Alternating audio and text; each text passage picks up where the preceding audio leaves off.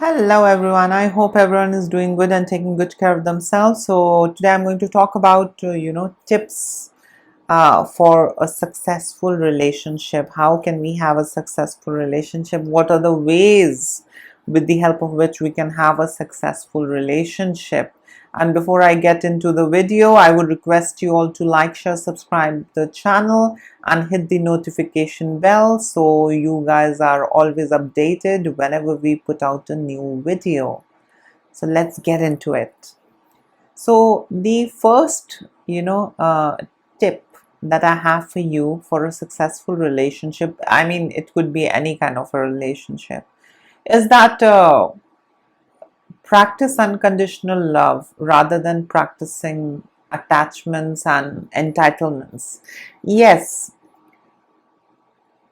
don't get into relationships or don't do things when you are in relationships out, you know, uh, of compulsion, with feelings of payback, with feelings to have a return, incur a return if I'm doing this, because everyone is different. You can't expect everyone to think, feel and behave the same way. No two people are the same. So there is no point in having conditional love, transactional love.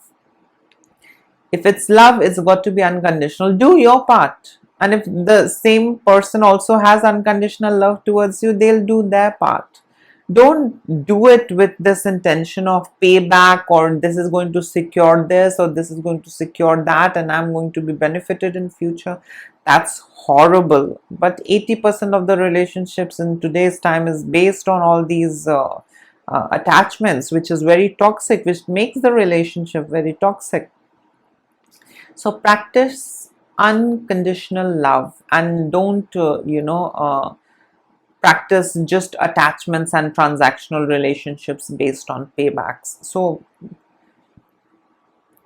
ideally, if two people are healthy and if the relationship is healthy, they will do things for each other. One doesn't have to keep reminding the other. That's how it is in a healthy environment, in a healthy relationship.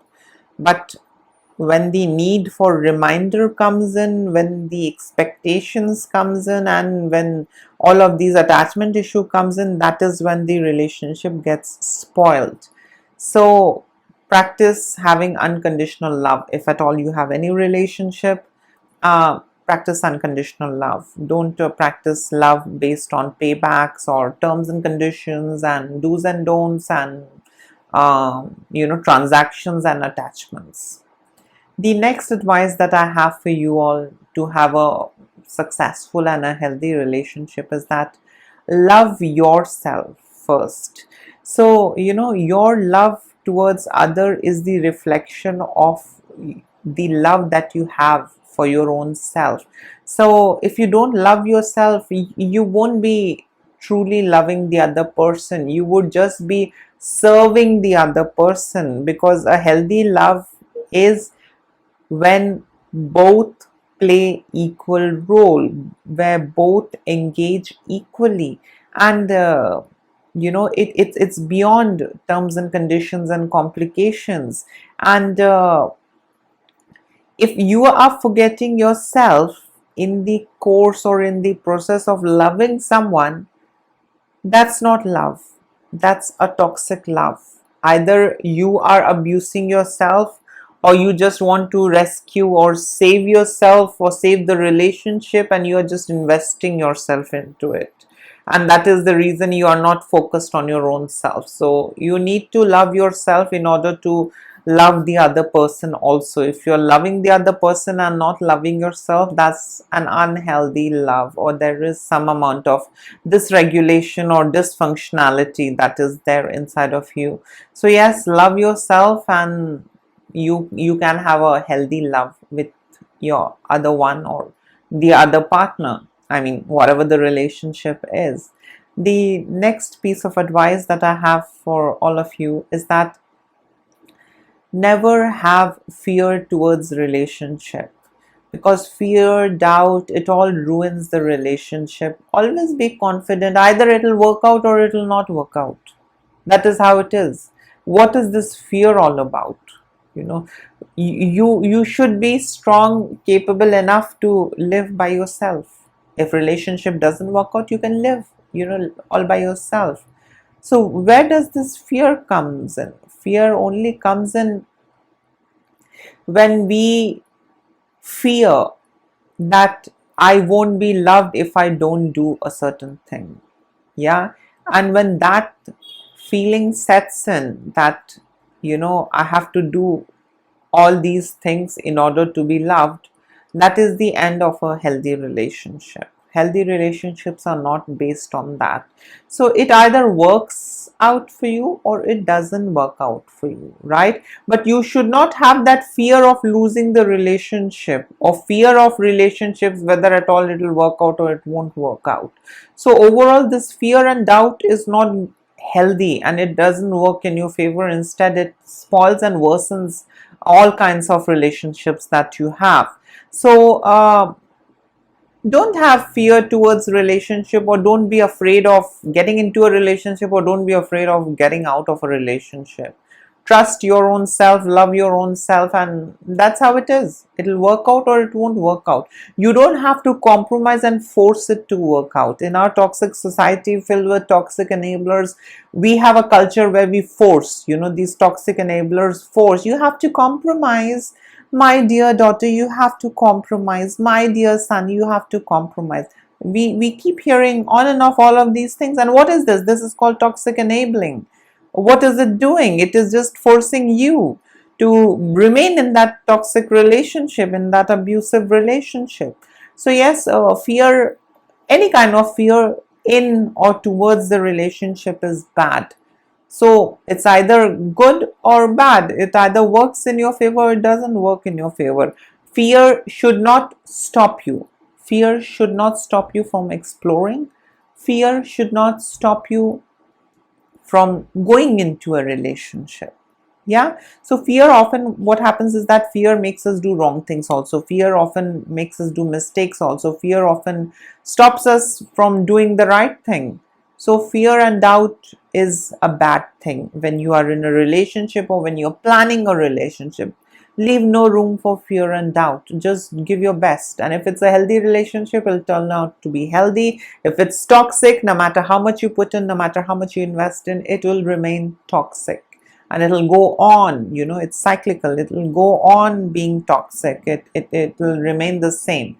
The next piece of advice that I have for you is that try and have, uncomfortable conversations. So be comfortable in having uncomfortable conversations. Relationships are based on a lot of conversations. You just can't, do chores and that's it, and that's a relationship. Relationships is an ongoing process where two people know each other. So until unless you don't know each other, how would that relationship grow deep? How would that relationship develop?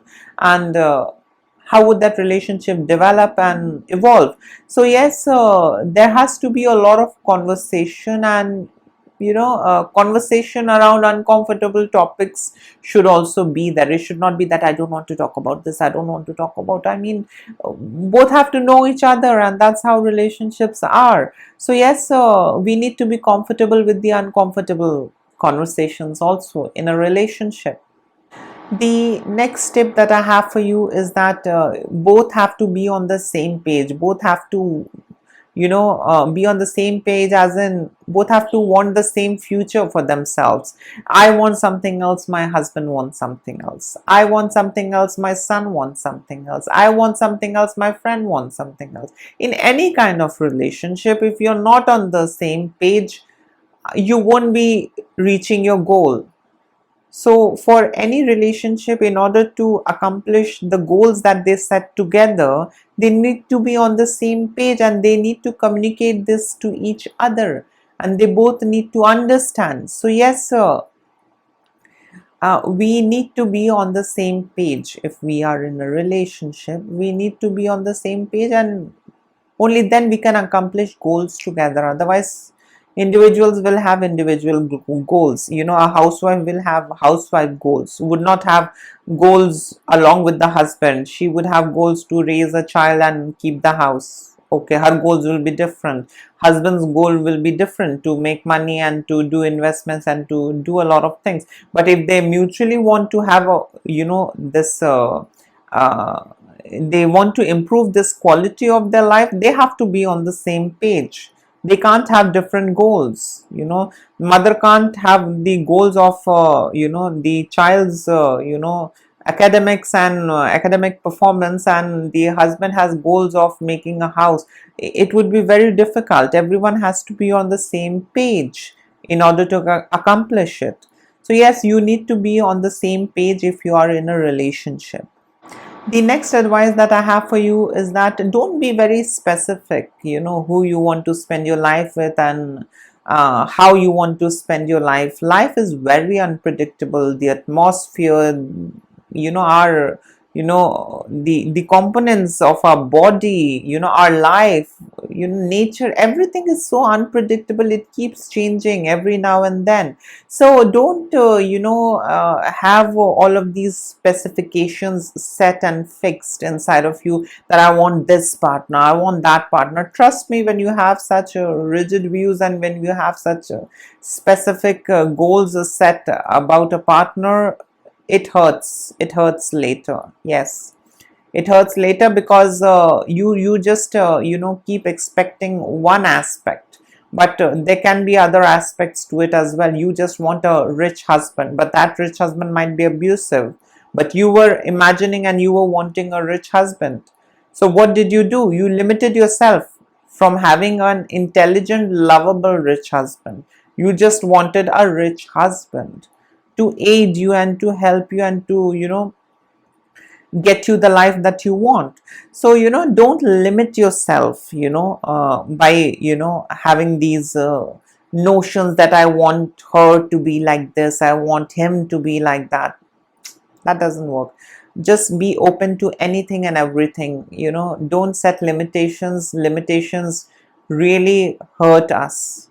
Trust me. I often used to think that I should have such a man and this man and that man, and I used to attract such people in life, but they had the nastier side. So I was limiting myself. I was just seeing in that specific direction, but there are other things that I was ignoring, because I was just targeting on one aspect, and the others I was ignoring. Instead, those others that I ignored were very hurting in nature. They did hurt me a lot. So yes, don't have these specifications set. The next piece of advice that I have for you is that discuss your needs very clearly. What you want, you should convey it. Your partners or whoever you have your relationship with is not an omnipotent or an omniscient person who knows anything and everything that is running inside of your head. So just express it, what you want, how you want. Expressing your needs clearly is very essential for a healthy relationship, or else this unsaid expectations, when these things start growing, when you don't clearly communicate about your needs, then such expectations kick in. Why isn't he understanding? Why isn't she realizing? Why isn't what you like? Just say. And I mean, that's what relationship is. Just say what you want and just express it clearly. That's it. That solves all the problem. So yes, that is very essential. You have to clearly discuss your needs, what you want, what you don't like, how you want it. That's how it is. The next tip that I have for you is that never, never ever, hold your partner responsible for your happiness. Your happiness is your business. Don't, hold others for your happiness and how you feel. I mean, if you want to feel miserable, no one can make you feel better.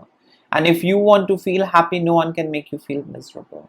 So So, the entire steering wheel is in your hand.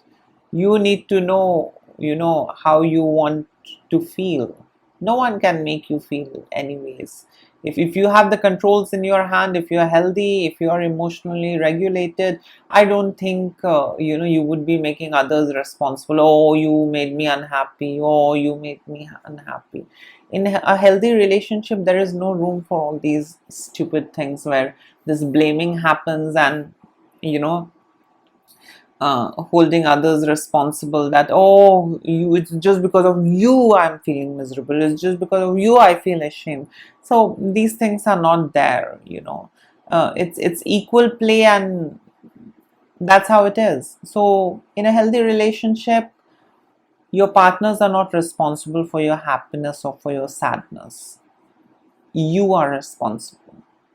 The next step for a successful relationship is that don't force your parents, or don't force your friends, or don't force your colleagues onto each other. So if you are in a relationship, keep certain things a little separate. Don't force each other's family on each other, each other's friends on each other. No, that doesn't work that way. Your partner might not like, your partner might not be comfortable with such things, or your partner might not understand such things. So forcing them to such things is further going to create chaos.